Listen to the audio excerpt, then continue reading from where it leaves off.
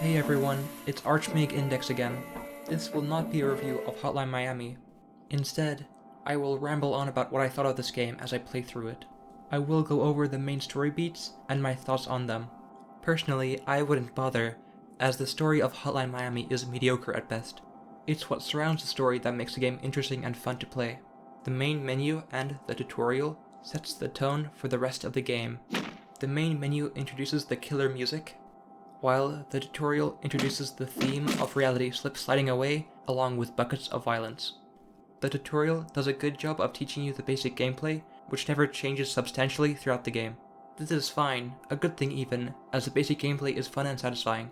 It sure would be a shame if the game undercut itself by having a forced stealth section out of nowhere, but I'm sure that won't happen. Why would it? After the tutorial, you wake up in your apartment. You are surrounded by 3 masked figures. Much like a Greek chorus, they foreshadow tragedy. They offer to tell you who you are, but also warn that knowing who you are means accepting the consequences of your actions.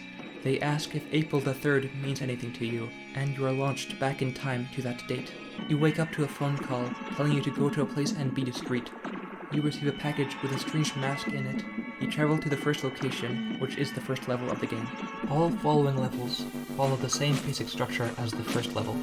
You travel from floor to floor, killing a ton of people and dying a ton, until you beat the floor, and then you move on to the next floor. You repeat this method until all of the people in the building are dead. You then travel to a store of some kind to pick up a reward. You then head back to your apartment, and the next day, there will be another call waiting for you. Now that we have the basic gameplay down, let's talk about those masks you saw. At the beginning of the game, you only have the Richard mask, which does nothing and has no special effects. Over the course of the game, you can find up to 24 of these masks. You get them through finishing levels, achieving a high score, and finding them. While I absolutely like how the masks add another layer to the game, you eventually unlock objectively better version of past masks, making the older masks obsolete. In my opinion, it would have been better if each mask had unique advantages and limitations. For example, a mask that increased speed but made you unable to pick up ranged weapons, making the mask high risk but also high reward. This would incentivize playing riskier, but still having a place for early game masks if the player just wants to play it safe. Overall, however, the masks serve their function by adding an incentive to explore, as well as increasing replayability. Moreover, some masks make the game harder, for example, making the area a lot more darker, which adds replayability as well. At the end of the 3rd chapter, you encounter a new enemy type, tanks. These big boys can take a lot of punishment, and still attack for a few seconds while bleeding out. I found shotguns to be most effective against these guys, with 2 shotgun blasts usually being enough to bring them down. During the 4th chapter, you encounter another enemy type, dogs. They are very fast and cannot be killed reliably with melee weapons. However, they are nothing compared to the other enemy type you encounter in this chapter, windows. It is never satisfying to be killed by guys shooting through them, and since they look like walls, it's very difficult to be consciously aware of them. In my opinion, they should have been made more transparent, or perhaps brighter to accommodate for this. On the bright side, you can shoot unsuspecting enemies from them, so I guess it kinda balances out, but I don't like it. After this chapter, the madness begins to ramp up, with you seeing a dismembered corpse outside of a bar where you collect your payment. After this level, I also unlocked 2 more weapons, the Magnum revolver and the katana. At certain points of the game, you will unlock more guns. During a level, guns will spawn semi-randomly on the floor. For each run, the guns will be random. For example, when you start a level, you might find a katana. However, when you replay the level, you might find a knife. You can also grab weapons from the goons you fight, who always have the same weapons. Overall, this adds replayability to the game without adding too much of an RNG element. Guns have very little ammo in them, meaning you have to pick up guns very often. I also like how melee weapons aren't irrelevant, as killing enemies with them is silent, meaning nearby enemies aren't alerted, and you can take them out one by one. You have to constantly think on your feet, as enemies might come at you from unexpected corners. The AI is pretty dumb and will often bum rush you, making it easy to camp if you find a good spot. Balancing this out is that enemies will kill you in one hit, meaning that if you miss a shot, you will most likely die. Personally, I found the shotgun to be the best weapon overall, as it was the most useful in most situations and had a good amount of ammo. The fact that it shoots out buckshot instead of individual bullets makes it more likely to hit someone as well. Every melee weapon did feel roughly the same to me. However, I prefer the katana as it had greater reach.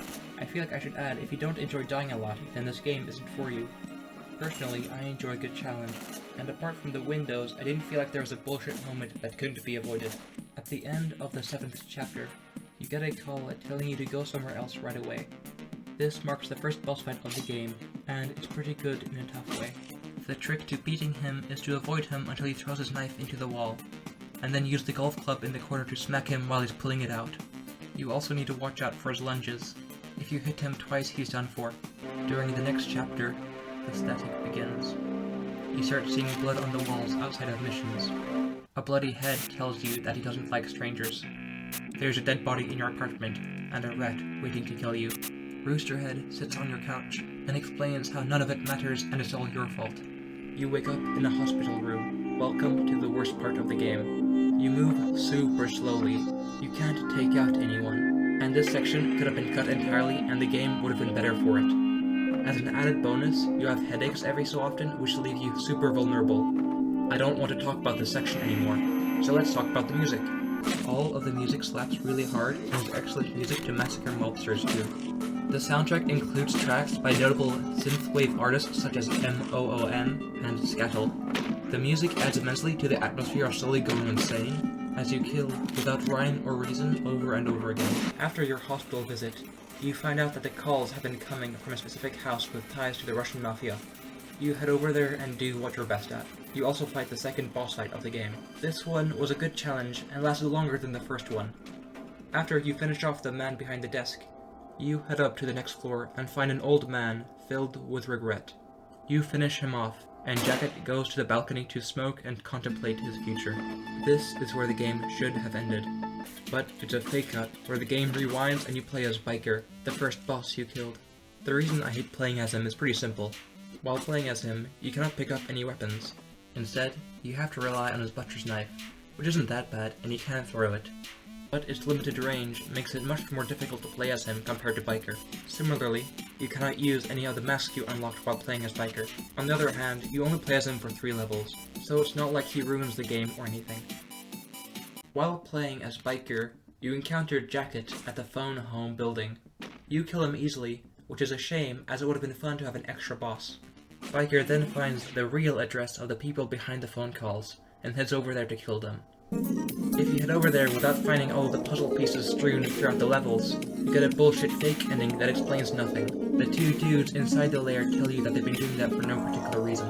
On the plus side, going through the levels to find the puzzle pieces does give you some extra time with the game. If you find all of the puzzle pieces, you can log onto their computer with the password "I was born in the USA."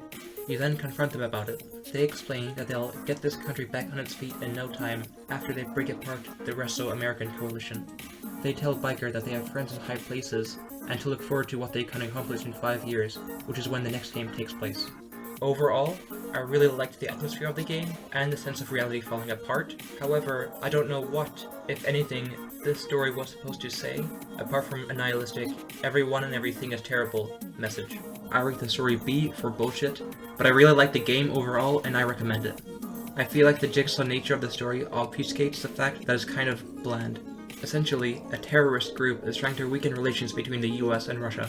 The fact that criminal gangs have run amok could be a sign that the country isn't doing so well economically, which could be due to their coalition with Russia, but we don't really know. The achievement for beating the game is "That's it," which are my thoughts on the story, and I felt that it was very phoned in, as it were. Then again, Roosterhead did tell you that you would end up dissatisfied. After beating the game, you do get 3 new levels, which are fun to play through.